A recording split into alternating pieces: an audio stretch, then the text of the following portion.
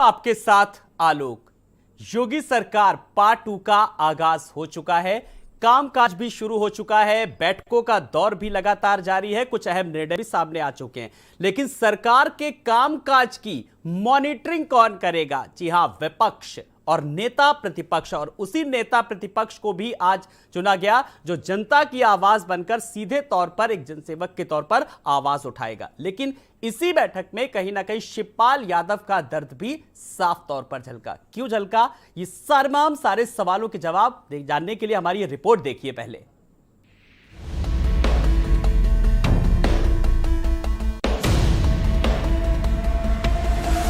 विधानसभा चुनाव में करारी हार के बाद समाजवादी पार्टी ने शनिवार को विधायक दल की बैठक बुलाई। बैठक में सरकार को सड़क से सदन तक घेरने की रणनीति बनानी थी, लेकिन इससे पहले सपा में एक बार फिर अंदरूनी झगड़े की आहट सुनाई देने लगी। अखिलेश यादव ने एक बार फिर चाचा शिवपाल यादव को बड़ा झटका देते हुए उनकी उम्मीदों पर पानी फेर दिया। इस बैठक में शामिल होने के लिए सुबह से हलचल शुरू हो गई थी, लेकिन चौंकाने वाली बात यह है कि विधायक दल की बैठक में शिवपाल यादव को ही नहीं बुलाया गया। शिवपाल को इस बैठक के लिए न्योता नहीं दिया गया था। 2 दिन से उम्मीद लगाकर लखनऊ में डेरा डाले शिवपाल यादव ने खुलकर अपनी नाराजगी जाहिर करते हुए अपना दर्द बयां किया। हम अभी समाजवादी पार्टी का विधायक हूँ और मैं सक्रिय सदस्य बन करके ही चुनाव लड़ा था, और आज विधानमंडल दल की मीटिंग चल रही है और मुझे कोई सूचना नहीं, जबकि सभी विधायकों को सूचना दी गई है। तो जब मुझे कोई सूचना नहीं दी गई है तो मैं अभी बस इसलिए मैं बैठक में नहीं गया, और अभी हम सीधे यहाँ से जा रहा हूँ इटावा। मैंने सब अपने कार्यक्रम रद्द करके इस बैठक के लिए यहाँ पर रुका था, लेकिन मुझे तब भी कोई सूचना नहीं दी गई। मैंने समाजवादी पार्टी के नेताओं से भी कोशिश की, लेकिन उन्होंने कहीं पर भी मुझे तब भी कोई सूचना नहीं दी गई। समाजवादी पार्टी के सभी नवनिर्वाचित विधायकों की बैठक आज सुबह 11 बजे से सपा मुख्यालय पर। बैठक में ही नेता प्रतिपक्ष के रूप में अखिलेश यादव को चुना गया।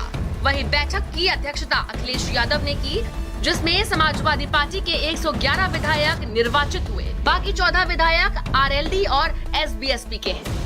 शिवपाल जी, माननीय शिवपाल जी को उनका दल है, सहयोगी दल है, सहयोगी दलों को उनके सभी विधायकों को 28 तारीख को बुलाया गया है, आमंत्रित किया गया, सभी लोग आएंगे। अखिलेश और शिवपाल यादव के बीच की फूट पहले भी सामने आ चुकी है। दोनों में संगठन को लेकर खींचतान पिछले चुनाव में खुलकर सामने आई। अखिलेश यादव और शिवपाल यादव के बीच एक बार फिर से अनबन की खबरें सामने आने लगी हैं। आज विधायक दल की बैठक थी, लेकिन शिवपाल यादव को बुलाया ही नहीं गया। लखनऊ में रहते हुए शिवपाल यादव कॉल का इंतजार करते रहे, लेकिन पार्टी कार्यालय से कोई फोन नहीं किया। आज अखिलेश यादव नेता प्रतिपक्ष तो चुने गए, लेकिन चाचा शिवपाल वहां मौजूद ही नहीं थे। कैमरा पर्सन पीयूष के साथ संजय चौहान, भारत समाचार, लखनऊ। तो आज सुबह से ही समाजवादी पार्टी के कार्यालय पर लगातार सरगर्मियां जोरों पर थी। नवनिर्वाचित विधायकों के साथ अखिलेश यादव को बैठक करनी थी और साथ ही साथ आज जयंत चौधरी से भी मुलाकात की, लेकिन इन सब के बीच नेता प्रतिपक्ष भी चुने गए। एक औपचारिकता थी, एक प्रोटोकॉल था, सब कुछ पूर्व निर्धारित था कि नेता प्रतिपक्ष आखिरकार अखिलेश यादव को चुना जाना। लेकिन इस बीच शिवपाल यादव का जो दर्द था वो साफ तौर पर झलका कि इतने तमाम सारे विधायकों के बारे में बैठक में बुलाया गया, लेकिन उनको कुछ भी इस बात की जानकारी तक नहीं थी। आखिर क्या कुछ इसके मायने निकाले जाएं, इसीलिए सवाल तमाम सारे हैं। ऐसे तमाम सारे सवालों के जवाब आज हम आए हुए मेहमानों से जानेंगे और समझेंगे। जल्दी से बिना कुछ देर के आए हुए मेहमानों से अपने दर्शकों का परिचय करा देते हैं। सबसे पहले हमारे साथ बीजेपी की तरफ से प्रवक्ता संजीव मिश्रा जी हमारे साथ हैं। संजीव जी नमस्कार, बहुत बहुत स्वागत है आपका। पीएसपीएल प्रवक्ता अरविंद यादव जी हमारे साथ हैं। अरविंद जी नमस्कार, बहुत बहुत स्वागत है। एसपी नेता अभिषेक वाजपेयी जी भी हमारे साथ हैं। अभिषेक जी नमस्कार, बहुत बहुत आपका भी स्वागत है। और वरिष्ठ पत्रकार प्रमोद गोस्वामी सर भी हमारे साथ हैं। प्रमोद जी नमस्कार, बहुत बहुत आपका स्वागत है। बहुत सारी चीजों को आज आपसे जानेंगे और समझेंगे, लेकिन इस पूरी कवायद के बीच एसपी नेता अभिषेक जी मैं आपके पास आ रहा हूं। अभिषेक जी, आपने मेरी रिपोर्ट देखी होगी, ये पूरी किस तरीके से, बस सीधे से कुछ ऐसे सवाल हैं जो हर शख्स के जहन में है कि इतने आप नवनिर्वाचित विधायकों से मिल रहे हैं, सबसे मिल रहे हैं, आरएलडी अध्यक्ष से मिल रहे हैं, लेकिन शिवपाल यादव को उसमें आमंत्रित नहीं किया गया। वजह जानना चाहेंगे?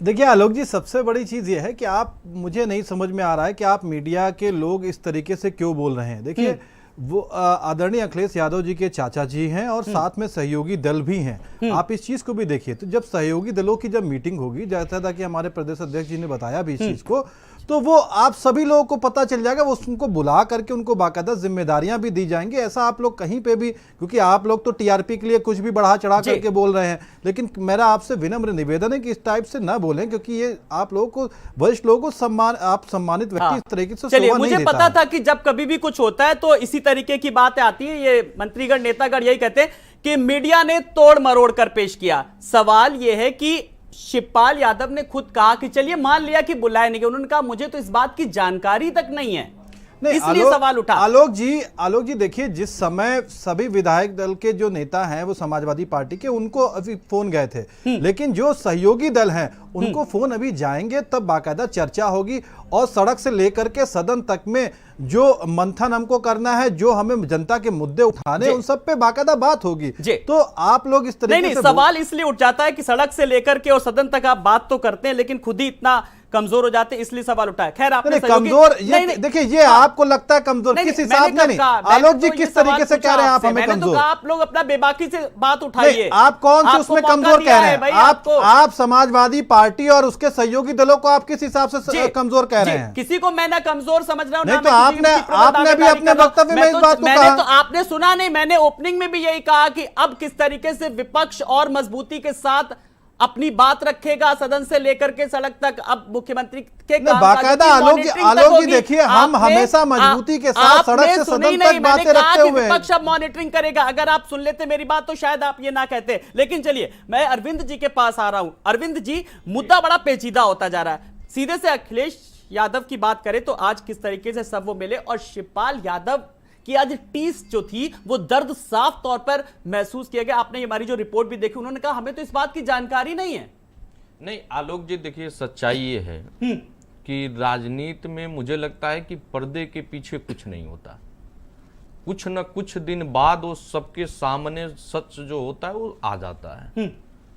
कहीं ना कहीं आप देखिए कि जो आदरणीय श्री शिवपाल सिंह यादव जी, जब से अलायंस हुआ, क्या क्या बातें हुई, किस तरीके से हुई, कितना त्याग, कितना समर्पण किया माननीय श्री शिवपाल सिंह यादव जी ने।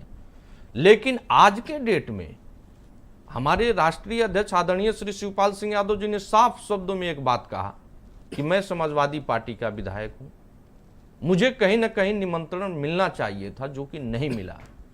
और कहना नहीं चाहिए, मैं तो दावे के साथ कहता हूं कि हम लोगों को नादानों के नादानियों पे अफसोस नहीं होती है, लेकिन जब जिम्मेदार लोग अगर नादानियों की जैसी हरकतें करें तो हर व्यक्ति को अफसोस होता है।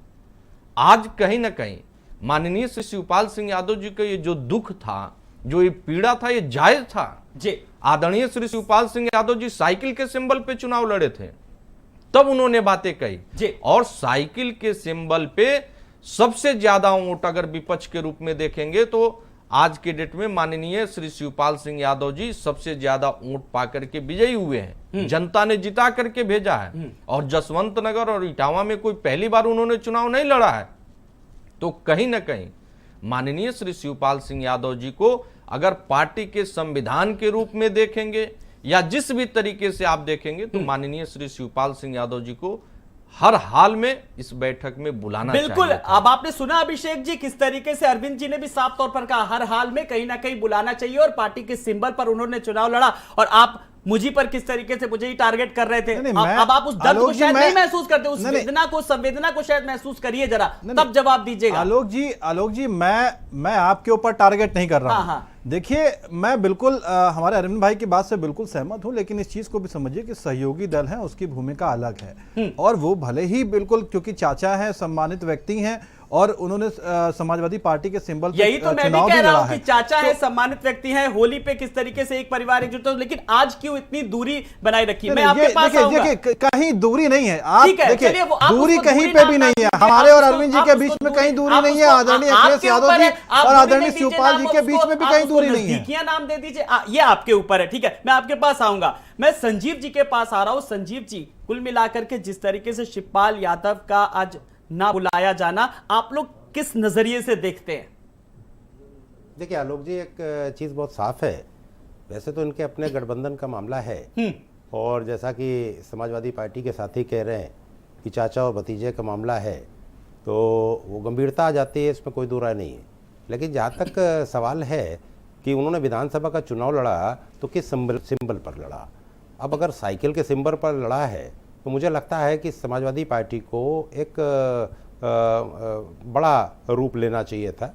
और चाचा भी आप कह रहे हैं और शिवपाल जी बड़े नेता भी हैं उत्तर प्रदेश के, तो मुझे लगता है कि उनको शामिल करना चाहिए था। जहाँ तक सहयोगी दल की बात है, तो सहयोगी दल अपने चुनाव चिन्ह पे जब लड़ता है तो इस तरीके की स्थितियाँ आती हैं।